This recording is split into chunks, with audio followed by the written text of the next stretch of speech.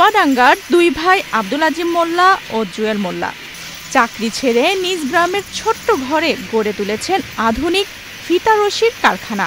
দেশীয় প্রযুক্তির মেশিনে ১১ ধরনের ফিতা অর্থাৎ চায়না রশি তৈরি করছেন তারা। পাটের দড়ির তুলনায় বেশি টেকসই হওয়ায় এসব প্লাস্টিকের রশির চাহিদা ক্রমেই বাড়ছে।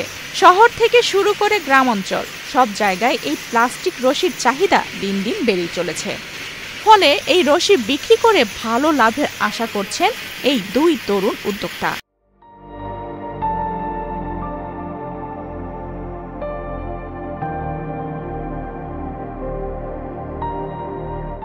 ডিপ্লোমা ও বিএসসি শেষ করে ঢাকায় চাকরি শুরু করেছিলেন আব্দুল আজিম ও তার চাচাতো ভাই জুয়েল। তবে দুজনেই পরিকল্পনা করেন উৎপাদনমুখী কিছু করার, নিজেরা উদ্যোক্তা হওয়ার।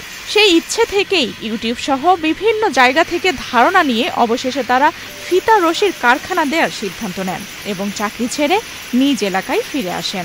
চাকরি করতে করতে এই আশা আমাদের উদ্যোগ নিলাম যে আমরা একটা মিল এবং কারখানা শুরু করবো এবং সেখানে আমার চাকরি ছেড়ে চলে আসি, এসে আপনার এই মিল কারখানা শুরু করি এবং ভাই চলে যায় প্রবাসে। যারা বেকার আছে তাদের জন্য বেকারত্ব দূর করার জন্য এই কারখানাটা আমাদের তৈরি করা। আমাদের এখানে 10 জন কর্মকর্তা এবং কর্মচারী নিয়ে আমরা মিলটি পথচলা শুরু করেছি। বর্তমানে তাদের কারখানায় প্রতিদিন 100 থেকে 120 কেজি রশি উৎপাদন হচ্ছে।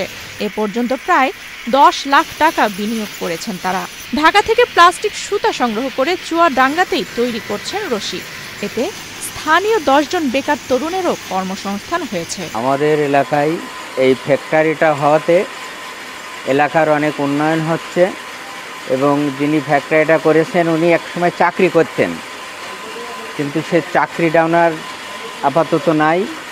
এই ফ্যাক্টরিটা করে এলাকার এই দড়ি বিভিন্ন জেলায় দিয়ে চাহিদা পূরণ করছে এবং এলাকায় কিছু বেকার যুবকের কর্মসংস্থান হচ্ছে। আমি এখানেই কাজ করছি, যেহেতু আজকে 1.5 মাস আমরা প্লাস্টিকের সুতা রপ্তানি করছি। প্রথমে ছিলাম 2 জন, এখন আমাদের আল্লাহর রহমতে দিলে 3-4টে জেলায় হোম ডেলিভারি কোরিয়ার মাধ্যমে মাল দেওয়া হয়। আশা করি যে এই ফ্যাক্টরি দিয়ে মনে করেন যে একজন লাভবান হবে, তার আন্ডারে মনে করেন যে অনেক বেকার ছেলে কাজ করতে পারবে আর কি। আগে আমরা যে পাটের দড়ি তৈরি করতাম এতে টিকসই কম, আর এই যে আমরা এই সুতোর দড়ি, এই যে লাইন এইসব দড়ি তৈরি করছি, এই দড়ি টিকসই বেশি এবং এর সাশ্রয়ও বেশি। এমন নতুন উদ্যোক্তাদের সব ধরনের সহযোগিতা দেয়া হবে বলে আশ্বাস দেন চুয়াডাঙ্গা বিসি কার্যালয়ের উপব্যবস্থাপক ABM আনিসুজ্জামান। এসব ছোট প্রতিষ্ঠান আসলে বড় বড় গ্রুপ অফ কোম্পানিজের সাথে ব্যবসা করতে টিকতে পারে না। তারা